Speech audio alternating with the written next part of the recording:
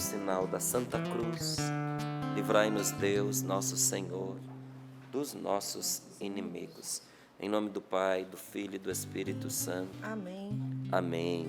Gálatas capítulo 6, versículos do 7 ao 10. Diz assim a palavra de Deus: Não vos iludais, de Deus não se zomba.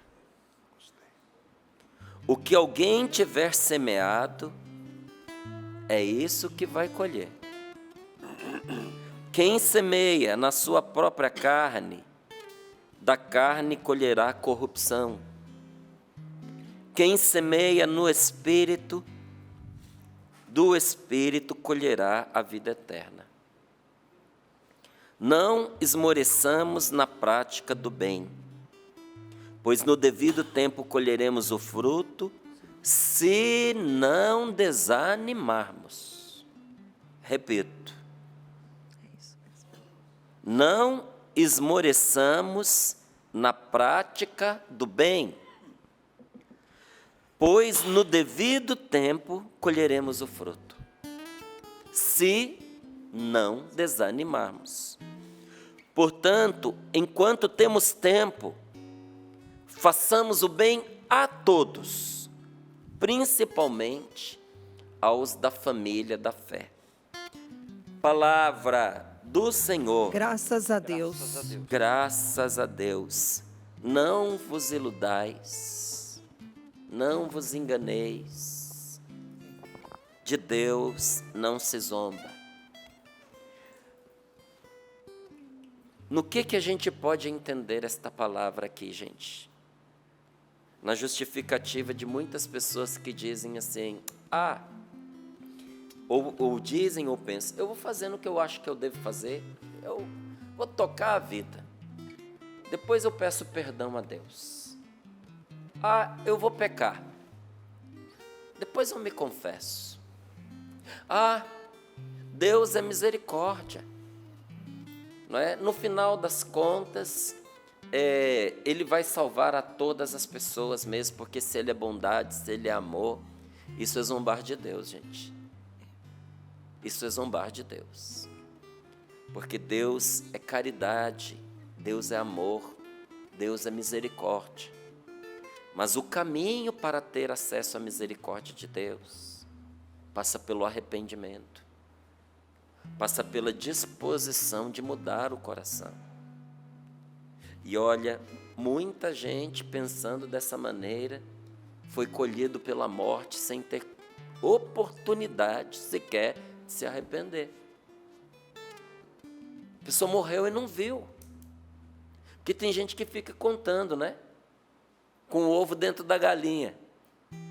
Vai ter oportunidade de eu me arrepender. Quem te garante? Não é? Quantas pessoas partiram desta vida num acidente, num infarto, em algum problema, até dormindo.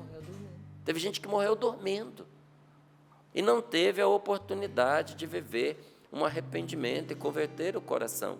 E tem mais, viu? A conversão e o arrependimento é uma graça de Deus. Não confunda arrependimento com remorso, porque o arrependimento nos leva à conversão, à contrição e nos faz experimentar a salvação de Deus. O remorso não. O remorso é o primeiro movimento em direção ao arrependimento. É o primeiro movimento. Mas o remorso, ele pode degenerar em complexo de culpa. E pode também caminhar para o arrependimento. Só o remorso não garante para a gente que vai haver uma mudança dentro de nós. Então, por exemplo, Márcio, dá um exemplo aí sobre remorso e arrependimento. A pessoa, ela acaba no decorrer da vida fazendo algo que é ruim contra uma outra. Humilha aquela pessoa, coloca ela numa condição da qual ela não consegue sair, chantageia emocionalmente, sabe, leva o outro praticamente ao desespero, o obriga a situações de humilhação. E quando essa pessoa sai da vida, ou porque vai para um outro lugar, vai para longe, ou rompe com o relacionamento, com a amizade, ou morre. A pessoa começa a lembrar tudo o que fez e fica tomada de uma profunda amargura. Fica tomada de uma tristeza. Lembra com remorso e pensa, a pessoa não merecia isso. Eu não devia ter feito isso. Eu não devia ter feito, a pessoa não merecia, mas se eu pudesse voltar atrás, faria tudo de novo. Isso é remorso. É um peso, mas que não muda o modo de pensar e nem a atitude da pessoa. Ela se sente culpada, ela fica com dó da outra, mas faria tudo igual. O arrependimento não. O arrependimento, se a gente pudesse voltar no tempo, voltar atrás, a gente não faria aquilo. Porque a gente descobriu o mal que aquilo é, o quanto aquilo ofende a Deus, o quanto aquilo é destrutivo para nós, o quanto aquilo foi mal para as pessoas à nossa volta, e se nós pudéssemos catar as penas espalhadas, corrigir os erros cometidos, nós não pensaríamos duas vezes, porque estamos sinceramente arrependidos. Meu Deus, se eu pudesse voltar atrás e puxar de volta aquela palavra que eu falei, ou não agredir aquela pessoa como eu fiz, até fisicamente. Meu Deus, se eu pudesse voltar atrás e não ter passado para trás, enganado quem confiou em mim, mentido, traído. Senhor, se eu pudesse voltar atrás, eu quero reparar o mal que eu fiz. O que tiver ao meu alcance eu vou fazer. Isso é arrependimento. Olha como é diferente do remorso.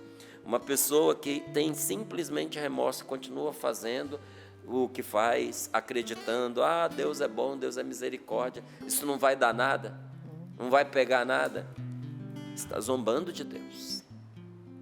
De Deus não se zomba. Leia lá, para você ver. Não vos iludais, de Deus não se zomba. Um dos profetas na Bíblia, ele dizia, olhando a vida daqueles que fazem pecado, olhando a vida daqueles que fazem injustiça, que cometem o mal e parecem sair impunes, eu quase desanimei. Tem gente boa, tem gente santa, tem gente de Deus, que quando começa a olhar para a vida de quem vai, tocando o seu caminho, tocando as suas obras, como se não houvesse justiça, e como se nunca tivessem que prestar contas do que fazem. Quando uma pessoa boa olha para esse tipo de vida, corre o risco de desanimar. Fica escandalizada. E olha, um homem de Deus, um dos profetas, ele dizia, quase desanimei, vendo o pecador seguir o seu caminho impune, sem nenhuma consequência. E aí ele dá uma virada na oração e ele diz, mas então eu acordei, então eu percebi e me agarrei com o Senhor. Percebeu o quê? O que espera os pecadores lá na frente. Porque o profeta entendeu que de Deus não se zomba e que aquilo que a gente planta é o que a gente vai colher. Não vos iludais, de Deus não se zomba. O que alguém tiver semeado, é isso que vai colher na vida. Escolha semear coisas boas. Escolha semear o que você deseja colher. O que você precisa plantar se você quer colher amor? Você precisa plantar amor. E olha, às vezes a gente tem que arar terra infértil, plantar em solo duro, sabe? Trabalhar aquele solo na esperança que dê fruto, sabe? Às vezes a gente fica malhando ali, aquele terreno pedregoso, endurecido, mas se você se empenhar, vai se tornar uma terra boa e vai dar o fruto que você plantou. Olha, como eu desejo que todo mundo um dia tenha a oportunidade de ir à Terra Santa, o lugar onde Jesus nasceu, onde Ele viveu, onde Ele foi crucificado, onde Ele foi sepultado e onde Ele ressuscitou. Porque a gente aprende muito indo na Terra Santa, gente. A gente começa a entender a palavra de Deus de uma forma diferente. A gente começa a entender algumas coisas de Jesus que nem estão escritas na palavra de Deus. E a gente começa a entender o que Jesus tinha em mente quando ele dizia certas coisas. E ao falar desta palavra aqui para você, me vem à mente a Terra Santa, uma das coisas mais interessantes quando a gente chega lá. Você vê um cumprimento de uma profecia que diz que o deserto vai florir. É uma terra árida. Em muitos lugares, desértica. E a gente vai passando com o ônibus, de um lado é só pedra, é tudo seco, é só morte.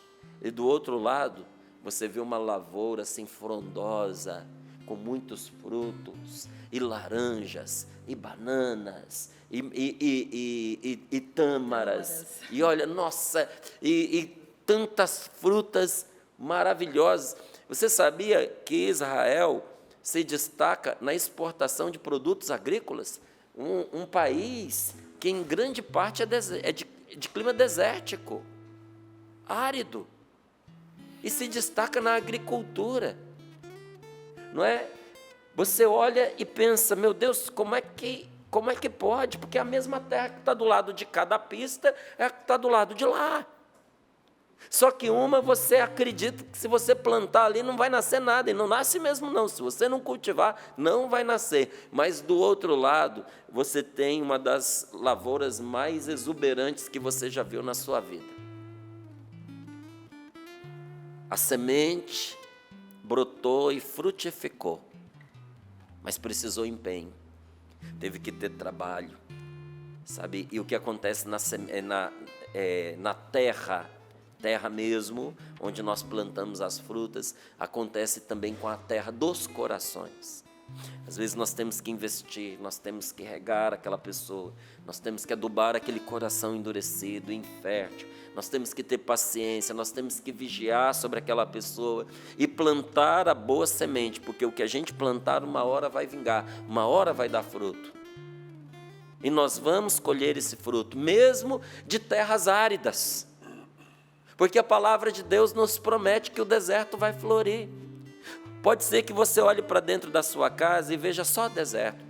Pode ser que você olhe à sua volta, nos seus relacionamentos, e veja só deserto, veja só aridez. Mas a palavra de Deus nos garante que o deserto vai florir, mas vai florir a semente que você plantar. Planta semente boa. Planta paz, porque quem semeia guerra, gente, vai colher guerra.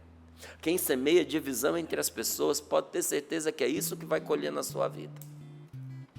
Quem semeia angústia viverá angustiado.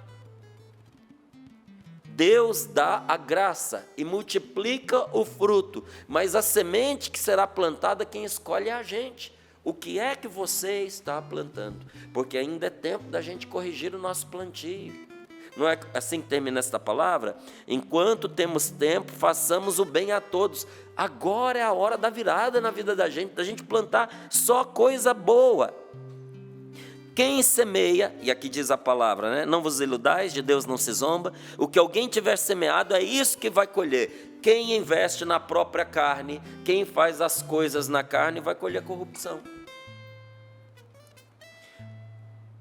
Já foi mais utilizada essa expressão, não é? Hoje ainda se utiliza nos meios religiosos, nos meios carismáticos, mas eu me lembro que a gente usava bem mais. E que expressão boa. Às vezes a gente chegava para alguém e dizia, toma cuidado, para você não tomar a sua decisão na carne e não no espírito. Ou às vezes a pessoa trazia algo como se fosse uma inspiração, e durante o discernimento, as pessoas rezando diziam, não, isso aí veio da carne. O que significa veio da carne? Veio simplesmente da mente da pessoa, da ilusão da pessoa. Até bom, porque essa palavra começa dizendo assim, não vos iludais. A carne ilude a gente. O nosso corpo nos ilude, gente, a nossa mente nos ilude. O que é a carne? quando a palavra de Deus diz de carne? É tudo aquilo que a gente faz sem Deus. Tudo aquilo que a gente faz sem a luz do Espírito Santo. O que a gente faz sem a luz do Espírito Santo vai desembocar onde? Em coisas que se corrompem. A carne se corrompe. Não é? Então, tem gente que diz que o meio transforma as pessoas. Não é? Como assim o meio transforma as pessoas? Diga-me com quem andas e eu lhe direi quem és. Não é esse o ditado? E a palavra de Deus também nos diz isso, que más companhias corrompem os bons costumes. Não é? A palavra de Deus está nos avisando que a carne se corrompe. E diz isso várias vezes para a gente. Aquele que está de pé, tome cuidado para não cair, porque a carne se corrompe. Tentar viver uma vida boa sem Deus é caminhar para a corrupção, o que significa que os seus projetos vão apodrecer nas suas mãos antes mesmo deles chegarem ao objetivo. Igual comida fora da geladeira. O que é esse corromper? O que é um arroz estragado? Se corrompeu. O que acontece quando você pega uma fruta na fruteira que ela está cheia de bicho? Ela se corrompeu. Né? A corrupção é isso. Perdeu-se aquilo que até mesmo era bom. Não é que tudo na carne da gente seja ruim, não. Mas sem o Espírito a carne se corrompe. É o que acontece com a pessoa quando morre. A carne dela vai dizer que o corpo dela era uma coisa ruim. Se o seu corpo fosse uma coisa ruim, você não queria saúde para ele, você não queria tratar dele, você não levava o seu corpo no médico quando ele adoecesse, você não procuraria regular o que você come, você não faria exercício se o seu corpo fosse uma coisa ruim. Todo mundo cuida do corpo porque sabe que precisa dele. Quem não gosta do seu corpo vai entender o quanto ele é bom o dia que ele ficar doente. Agora, tira o espírito desse corpo para ver o que acontece. Você tira o espírito do corpo, ele morre. Ah, amigo, não dura nem 3 dias. Fica podre e cheio de verme. Sem o espírito, tudo se corrompe. Sem o espírito, sem o nosso espírito, a nossa carne se corrompe. Mas sem o Espírito Santo de Deus, tudo na vida da gente apodrece. Não é opcional. Nós fomos criados por Deus para viver uma vida no Espírito Santo. Outro dia eu até explicava aqui no Sorrindo para a Vida que o Espírito Santo, não é, do hebraico, ele é chamado Ruá, que a gente diz que é sopro, não é? É o sopro de Deus, mas mais do que isso. Ruá quer dizer um lugar amplo, espaçoso, ventilado, onde corre o vento de Deus e aonde ali a vida é possível. Então não é só o sopro, é o espaço de Deus, é onde a vida acontece. Sem a ruá de Deus, você não tem canto para você se desenvolver, você não tem espaço para você crescer. Você não tem o fôlego que te traz a vida, você não tem felicidade, não existe vida fora de Deus. Fora de Deus tudo é corrupção. A gente vai se estragando, a gente vai se deteriorando. Por isso, não semeie na sua carne. O que é você semear na carne? É você investir apenas para esta vida, apenas para esse mundo. Semear na carne é alimentar os apetites dessa carne. O que a minha carne te pede, a sua carne te pede? Pede comida, pede sexo, pede prazer, pede conforto. Tudo coisa que passa e que se estraga. E o que o Espírito pede? O Espírito pede amor, pede paz, pede alegria, pede vida, pede concórdia, pede comunhão. Não tem nenhuma pessoa saudável espiritualmente que queira ser sozinha, que queira viver para si. Olha como é diferente o que pede o Espírito e o que pede a carne sem o Espírito. Mas quando a nossa carne, o nosso corpo está educado pelo Espírito Santo de Deus, aí esse corpo obedece ao Espírito e também deseja as coisas que são próprias do Espírito. E aí esse corpo maravilhoso, o templo do Espírito Santo, se transforma num instrumento de paz e num instrumento de bem. Porque é esse corpo que leva uma palavra de vida para os outros.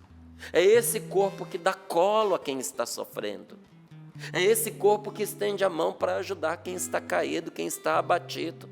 Mas veja onde foi semeado. Foi semeado no Espírito Santo. Então, não esmoreçamos na prática do bem. Vamos semear para a vida eterna. Porque no tempo devido, toda colheita tem a sua hora.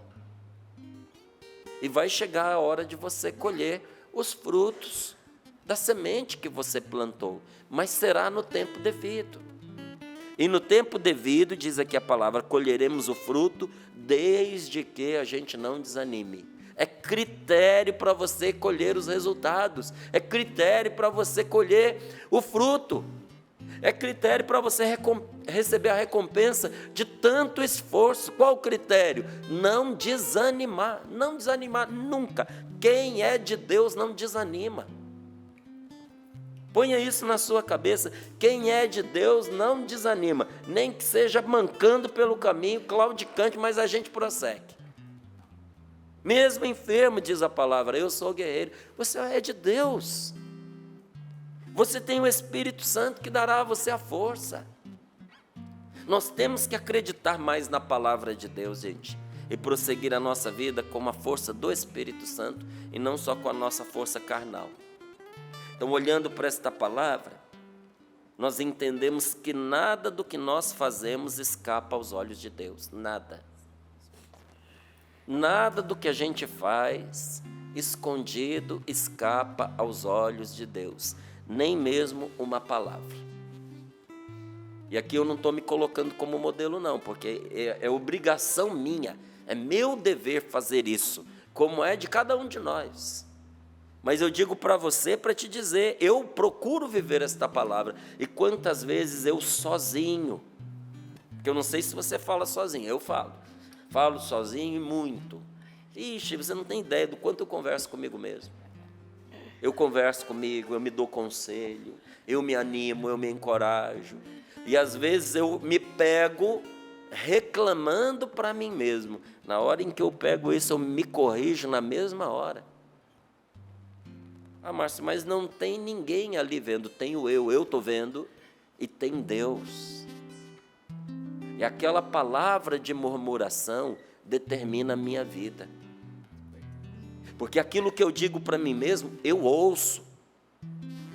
E aquilo se torna uma verdade para mim. E começa a dirigir o meu caminho. Ou para Deus, para cima, para a solução, para vencer, ou para a derrota, para a destruição, para a tristeza, para o pecado e para o inferno. Quanta gente sozinha, conversando consigo mesma, fez inferno na própria vida. E quanta gente usou as oportunidades de solidão para aprofundar a sua amizade com Deus e construiu o céu. Então, nem mesmo uma palavra que a gente diz no segredo do nosso quarto escapa aos olhos de Deus, nem mesmo uma palavra. E Deus leva em consideração todo o bem que nós fazemos a quem quer que seja. Sabe, eu tenho pedido ao Senhor que me dê discernimento, sabe? Para não deixar de fazer o bem a quem quer que seja.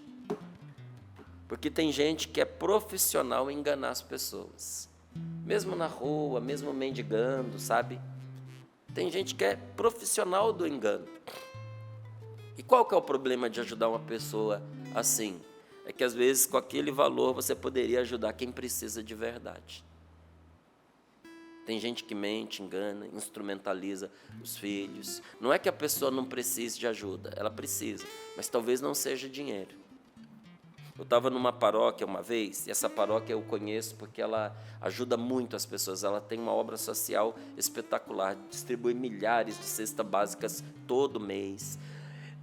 acompanha pessoas em situação de carência, ajuda em pagamento de aluguel, paga água, paga luz, quando a pessoa está em situações delicadas. Às vezes o marido, o pai de família está desempregado, é um batalhador, mas a família está passando fome, e eles ajudam para valer. Na paróquia tem assistência médica, assistência psicológica, catequese muitíssimo boa. Quando chega a véspera de Enem, eles se preparam para poder dar aulas com professores particulares, que vão lá e se colocam à disposição. Tem um monte de casas dessa de acolhimento para idosos, para mães que iriam abortar se não tivessem apoio. Eles adotam a mãe e o bebezinho, adota os dois, não é só o bebezinho, não. A mãe e o bebezinho, e acompanha, e ajuda. Pessoas em estado assim, grave, que nem hospital quer mais, e não tem família. Eles cuidam. Então é uma paróquia maravilhosa. E uma moça chegou com uma criança num carrinho e dizendo para mim assim: olha, eu estou passando fome, eu preciso muito de ajuda e tal, e chorando e tudo mais. Eu falei: claro. Falei: vai ali na secretaria da paróquia, peça ali que eles vão ajudar você. Ah, eles não me ajudam. Eles não me ajudam, eles não gostam de mim. E nisso a secretária da paróquia veio, e quando viu a mulher já torceu o nariz. Mas mesmo assim eu pedi, eu falei: você pode, por favor, dar comida para ela, porque ela precisa de comida, ela não tem comida em casa. A moça bufou, a secretária da paróquia foi lá, fez uma cesta básica e deu para ela. Aí daqui a pouco vem a menina, passa do meu lado de novo e diz: mas eu preciso do dinheiro para o gás, o gás, o gás. Eu falei: eu sou otário, eu nasci ontem, eu sou um palhaço. Aí ela riu e saiu rindo pelo caminho. Entende? Então tem gente que é profissional da mentira e que não tem escrúpulo de usar o bebezinho que tem para conseguir dinheiro para droga, para o álcool. Não estou dizendo que a pessoa não mereça a nossa atenção, a nossa caridade, mas a gente tem que ter sabedoria em como também a gente ajuda. E muitos de nós, como é o meu caso, nós temos recursos limitados. Então, claro que eu vou ajudar, mas eu quero ajudar quem precisa de verdade. E ninguém, gente, sair de mãos vazias quando encontrar conosco. Se você não tiver o dinheiro para dar, ou você não tem confiança de dar o dinheiro, que você tenha uma palavra boa para a pessoa, uma palavra de encorajamento, uma palavra de ânimo, um bom conselho, uma direção, que ninguém saia de mãos vazias quando encontrar com você, que ninguém te encontrando saia mais triste do que chegou, que a gente dê esperança para as pessoas. E eu vou te dizer, o Senhor leva em consideração todo o bem que nós fazemos a quem quer que seja, inclusive a quem é inimigo da gente. Sabe, tem coisas que não tem a ver com o outro, tem a ver com a gente.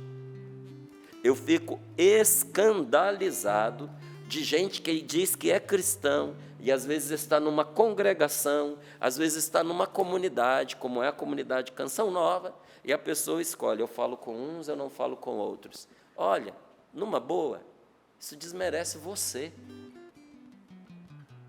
Qualifica o nível de educação que você tem. Rebaixa mesmo o seu nível. Entende? É uma coisa extremamente deselegante. É malcriação você chegar num lugar e está lá uma pessoa que você não tem empatia e você não cumprimenta. Isso é indigno de um ser humano, mas é mais ainda indigno de um cristão. Isso é uma falta de testemunho terrível. Uma pessoa que age assim deveria repensar a sua vocação. Porque a palavra de Deus nos diz: se você cumprimenta só os que te cumprimentam, que vantagem tem nisso? Até quem não acredita em Deus faz isso. E a gente diz que é cristão e a gente faz coisas desse tipo. Não, pelo amor de Deus. Olha, nós estamos num mundo muito mal educado, gente. As pessoas, elas perderam a mão. Se sou de Cristo, eu preciso testemunhar Cristo onde quer que eu vá. E mesmo quem eu não gosto, eu vou cumprimentar sim, eu vou tratar com respeito sim, porque se a pessoa não merece, eu mereço me comportar dessa forma. Se a pessoa não merece a minha educação, eu mereço ser educado. E se a pessoa, de alguma forma, se tornou indigna dos meus afetos, eu mereço. É digno que eu seja afetuoso naquilo que é possível que eu seja. E o Senhor, que tudo vê, vê a semente que você está plantando. Nós estamos num momento, numa sociedade muito imediatista. As pessoas, elas querem o fruto imediato.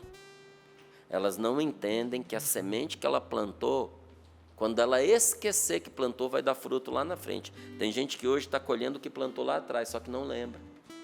Não lembra que está colhendo as mazelas do fruto diabólico que plantou lá atrás. Ai, a vida é injusta. Não, a vida é justa. Mas as coisas estão acontecendo comigo. Você plantou lá atrás. Como também tem gente que está colhendo coisas muito boas e não sabe por quê. Diz, eu não mereço, tanta coisa boa acontece para mim, tanta gente boa aparece na minha vida. Sim, meu querido, mas é fruto. Quando lá atrás você plantou bem, mas ninguém viu, Deus viu. Deus viu. E Deus é justo. E Ele vê tudo que nós fazemos, e Ele faz produzir o fruto. Mas Deus enxerga tudo que a gente faz à luz das nossas intenções. Não é simplesmente o bem, é com que espírito nós estamos fazendo o bem. Não é que a gente seja educado, é com que espírito a gente está sendo educado. Porque tem gente que é educado no cinismo. Pessoa cínica, pessoa debochada. Não, isso aí, Deus vê as intenções do coração.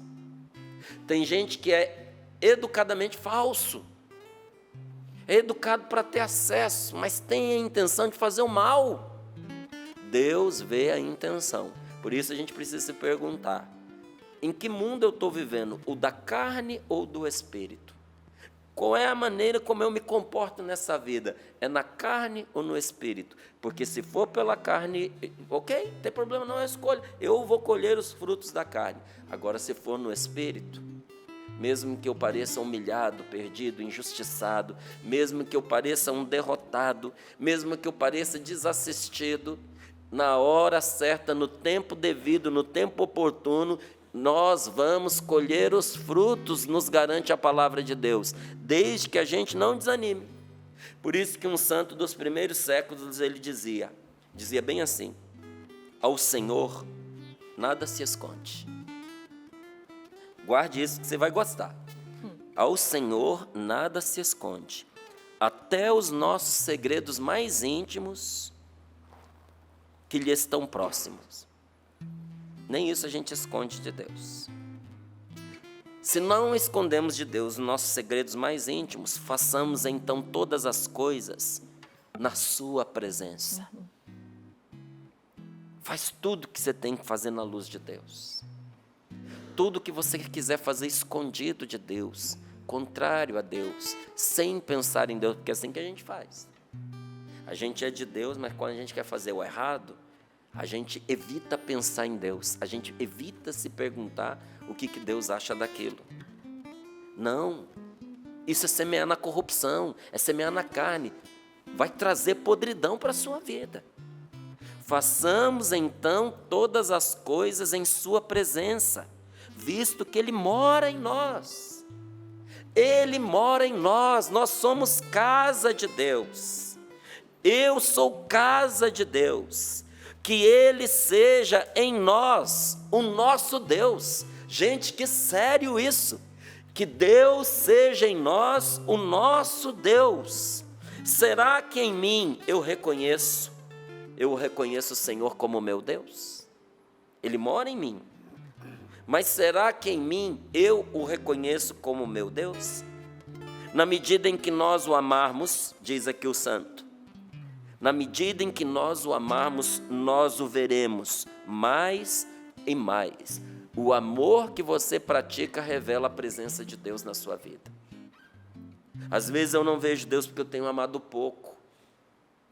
Quanto mais eu amo, mais Deus se revela para mim, mais Deus se mostra para mim e mais Ele me mostra como Ele está agindo na minha vida. Quem ama a Deus tem visão espiritual, por isso que tem paciência, por isso que espera, porque onde todo mundo vê derrota, a pessoa está vendo o agir de Deus. E não é que ela está tomando o certo pelo errado, o errado pelo certo, não. Ela não está confusa. Ela está vendo o fio de condução do Espírito Santo naquilo que ela está vivendo. Tanto é que a palavra de Deus diz, em Isaías diz, que Deus é amigo dos seus. E antes de fazer as coisas, antes que as coisas aconteçam, Ele revela para eles. Deus nos mostra, gente, o que Ele está fazendo e o que está acontecendo, quando nós temos olhos espirituais para ver, e esses olhos nos são dados pelo amor. Então, quem o ama, diz ali esse santo, quem o ama, também o busca, e quem o busca, vai encontrar.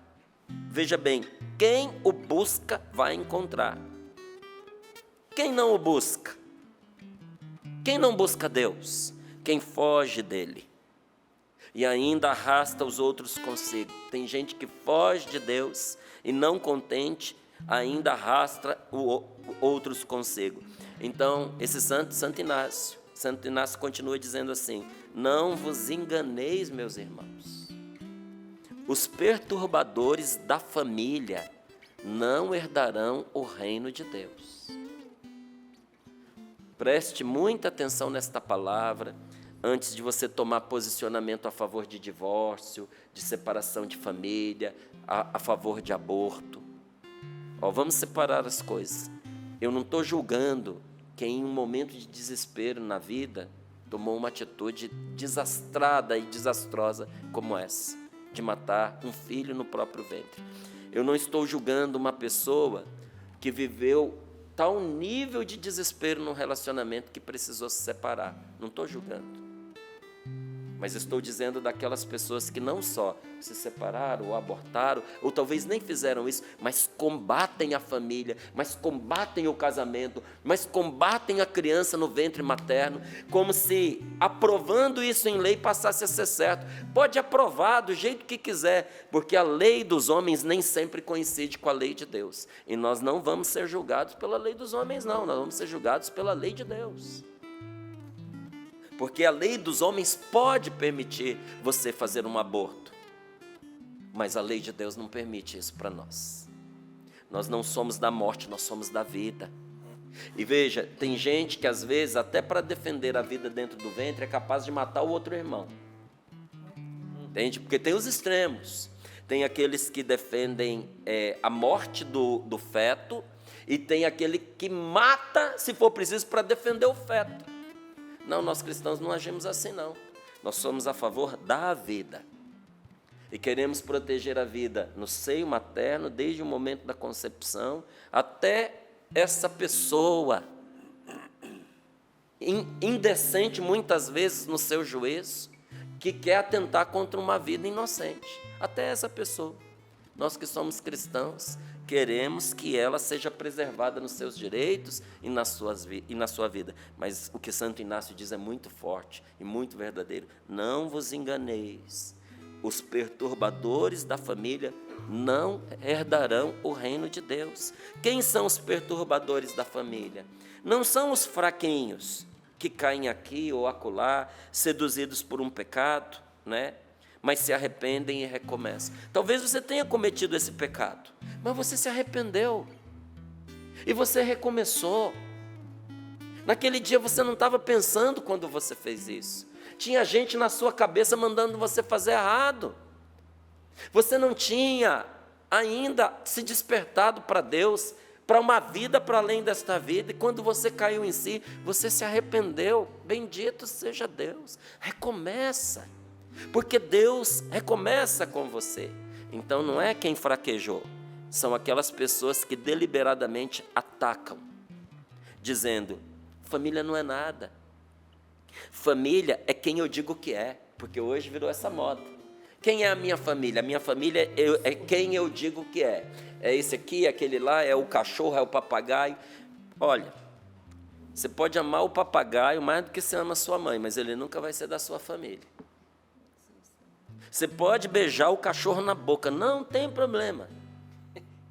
Mas ele nunca vai ser a sua família. Família não é quem você diz que é. Você pode até dizer assim, eu amo como da minha família. Eu tenho gente na minha vida, meus queridos, que eu amo como da minha família. Mas eles não são a minha família, porque não têm o mesmo sangue que eu. Você entendeu? Então, tem gente que, para poder justificar todo tipo de desvario, diz, família é quem eu digo que é quem eu escolho. A palavra de Deus chama a atenção daqueles, olha, que promovem a discórdia dentro de casa para dividir um casal, mesmo que essa pessoa seja a mãe de um dos dois. Está lá casado, marido e mulher, e quem que está operando para separá-los? A mãe de um deles. A palavra de Deus chama a atenção desta pessoa. É quem arrasta uma mocinha e a convence a matar o filho que está dentro dela. É quem chantageia, é quem ameaça e leva ao desespero um pai de família, uma mãe de família, um filho. É quem ataca gente de bem que nunca atentou contra quem quer que seja. Só que ataca essa pessoa porque não concorda com o seu ponto de vista. Tem gente que odeia a gente sem a gente nunca ter feito mal para a pessoa por causa do nosso ponto de vista. Um dia, uma moça da comunidade estava fazendo faculdade, chegou para mim e disse assim, Márcio, tem um cara lá na minha sala que te odeia. E eu falei, mas me odeia? Ele me conhece? Não. Ele já conversou comigo alguma vez? Não, mas ele te odeia. Eu falei, como é que é essa pessoa? Aí ela começou a descrever e tudo mais, hábitos, comportamentos. Eu falei, graças a Deus que me odeia.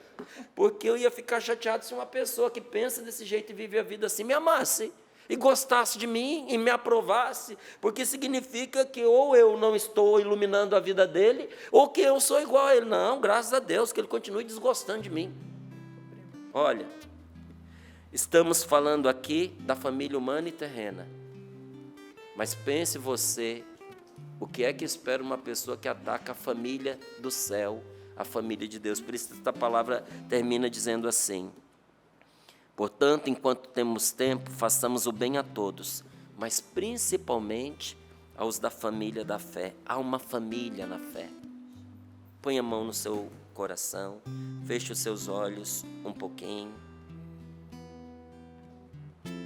Santo Inácio diz, se isso acontece com quem ataca uma família humana terrena, o que vai se dar com aqueles que corrompem a fé em Deus com falsas doutrinas?